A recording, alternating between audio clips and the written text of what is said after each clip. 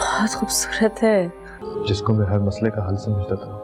इसलिए मैंने आपके लिए अपने हाथों से चाय बनाई है। आपको पता है ये किताब मैं 2 बार पढ़ चुकी हूँ। मेरी अब समझ आता है कि बहुत कोशिश की कि अपने दिल में तुम्हारे लिए जगह बना लूं, पर वही असल मसला है। मैं नहीं कर पा रही। मैं उम्र भर तुम्हारा और अपना कसूरवार।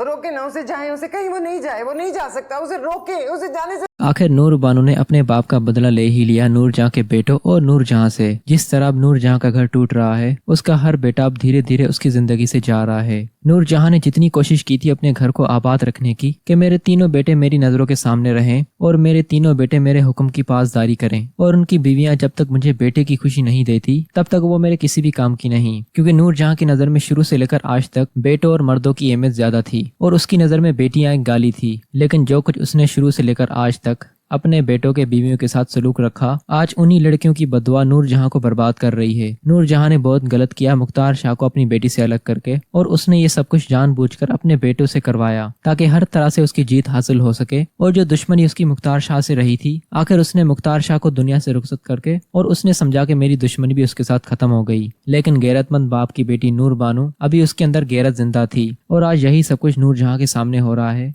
जितना जुल्म उसने अपनी तीनों बहू के साथ किया, आज उसकी जिंदगी में वो तीनों बहू तो नहीं बल्कि उसके बेटे भी उससे काफी दूर हो गए हैं, और यहाँ पर आखिरकार सभी बेटे नूरजहां को अकेला करके छोड़ देंगे। उधर नूर बानो का बदला पूरा होने के बाद अब उसे अपनी बाप की बहुत याद आ रही है, और जो कमीज उसके बाप को आखिरी वक्त में पहनी हुई थी जब वो नूरजहां के घर पर नूरजहां से लड़ने के लिए आया था, और जिस तरह से उसके बेटों ने उस बाप की कमीज फाड़ दी थी, वो कमीज नूर बानो लेकर बैठी होगी। और यहाँ पर मुराद नूर बानो को इस तरह देखकर नूर बानो को हौसला देने की कोशिश करेगा। लेकिन जब नूर बानो का बदला पूरा होने के बाद उसकी जिंदगी आखिर मुकम्मल हो गई, तो यहाँ पर अब उसकी जिंदगी में मुराद की भी कोई भी जगह नहीं। आखिर यहाँ पर वो मुराद से भी साफ बात कह देगी कि ये वही कमीज है जो मेरे बाप की तुमने और तुम्हारे भाइयों ने मिलकर फाड़ी थी। ये बात सुनकर मुराद को थोड़ी हैरानी होगी, और मुराद नूर बानो की तरफ देखेगा, और आखिर नूर बानो मुराद से कह देगी कि अब मुझे तुम्हारी कोई भी जरूरत नहीं है, अब मैं मजीद तुम्हारे साथ अपनी जिंदगी नहीं गुजार सकती, क्योंकि मैंने अपने बाप से वादा किया था कि मैं जब तक तुम्हें तुम्हारे भाइयों को सबक न सिखा दूं, मैं चैन से नहीं बैठूंगी। और आज आखिरकार मेरा मकसद पूरा हो गया। जिस तरह तुम भाई आपस में लड़ रहे थे, मुझे बहुत खुशी हो रही थी और बहुत सुकून मिल रहा था,